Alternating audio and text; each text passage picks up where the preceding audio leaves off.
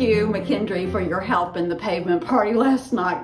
It was so fun seeing people eating together, enjoying snow cones and Legos and 9 Square and water games, and the dance party. Now we know who really has the moves in this church. It was a fun way, just a fun way of inviting neighbors to be part of the church.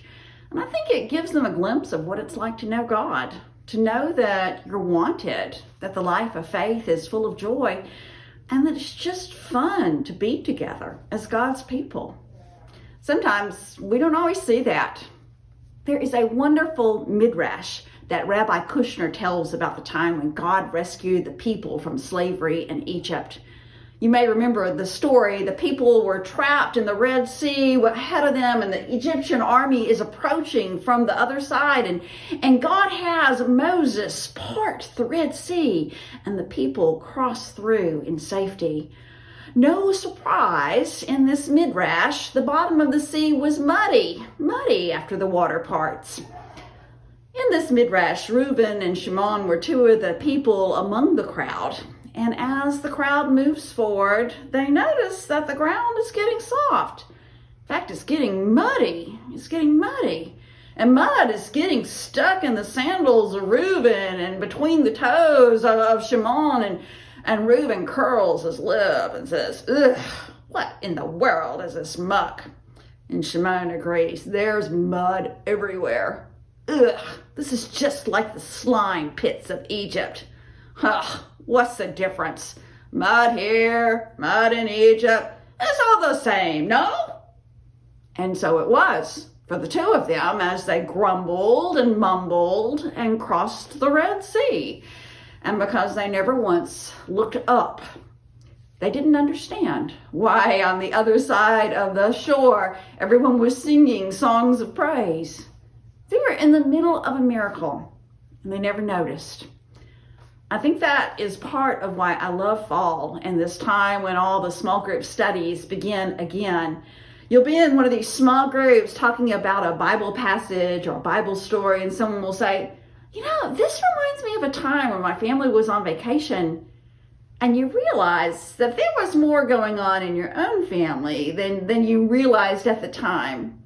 Or you'll be talking about a Bible passage and someone will say, "This reminds me of the time when God answered my prayer."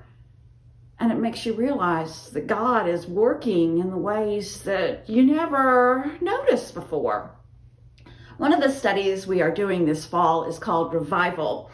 And that's a strange name about a book that happened long ago. It is about John Wesley, the founder of the Methodist movement. Strange to name a book Revival when it's about people long ago and times a couple hundred years ago. But then you'll be reading the story of John Wesley's experience crossing the Atlantic in a storm. And it makes someone in the group talk about a time in that airplane when they were afraid, or someone else describes a time, an experience they were going through when they just lost all hope, were just hanging on by a thread. And you realize, that's me too. That's me too. And the way that God was at work at them, I want to trust that way for God to be working in me right now. What will help you this fall look up and see the miracle of God at work, God's presence all around us? Maybe you will keep on writing 90 blessings every week, 90 good things. Or maybe you'll take a moment each day to say thank you and think about how God is around you and at work and how you saw God in your day-to-day that day. Or maybe you'll decide, I want to be part of one of these small group studies that are starting up. Anyway, I just wanted to say that I'm thankful. I'm thankful for everyone who helped with hospitality and welcome and just showed up last night.